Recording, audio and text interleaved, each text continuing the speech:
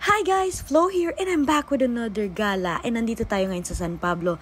Dito tayo sa Diwata ng San Pablo. And grabe, isa na naman to sa mga dadayuhin na restaurants dito kasi sobrang ganda ng lugar. Located sila sa Malabanban Road, San Pablo City, Laguna. And if you will use Waze, Diwata Nature Park lang yung hanapin nyo. Grabe talaga, sobrang lawak ng lugar. Ang daming pwedeng tambayan. Sobrang perfect nito for family bonding o kaya tambay-tambay lang kayo. Gusto nyo lang mag-chillax and enjoy nature. Sobrang perfect nitong place na to. Meron din silang mini coffee shop dito and may restaurant sila. Yung restaurant nila offers Japanese food and Filipino food. Price ranges from like 200 to 400 pesos depende kung anong o-order nyo. And grabe yung interior ng lugar guys. Sobrang ganda. Open sila from Monday to Sunday and from 10 a.m. to 10 p.m. Kapag Friday to Sunday, meron pa silang mga live band from 6 p.m. to 10 p.m. So, grabe, diba? Sobrang babalik-balikan mo to kasi kung gusto mo lang mag-chill and enjoy nature talaga, this is the perfect place dito sa San Pablo. Say hi, Tata! Hi! Welcome to Diwata ng San Pablo, Laguna. Yeah. Pogi mo ngayon ah. Tayong pera. Aray ko!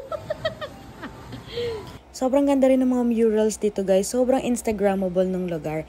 And for food, ito yung mga in-order namin. Nag-beef, sinigang kami. And then meron kaming kare-kare, laing, fried chicken. Yung laing hindi ko masyadong bet. Parang medyo kulang sa gata or matabang yung laing nila. Pero itong kare-kare and yung sinigang na beef, okay na okay, pasado kay tatay and kay nanay, pati kay hubby. Bill namin was around 4,000 pesos. Nagulat pa si tatay, akala niya mura lang. Actually, medyo pricey talaga yung food, pero worth it naman. Then, pwede rin kayo mag-fish feeding dito. 50 pesos daw yung pakain sa fish. And ayan, marami silang red tilapia dito.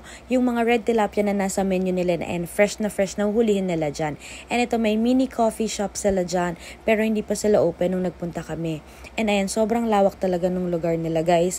Kahit paikot-ikot ako dito, kahit umuulan, ang ganda pa rin niya. So, babalikan mo talaga to. Wala nga palang entrance fee dito. So, pwede kayong pumunta anytime. Basta bukas na sila.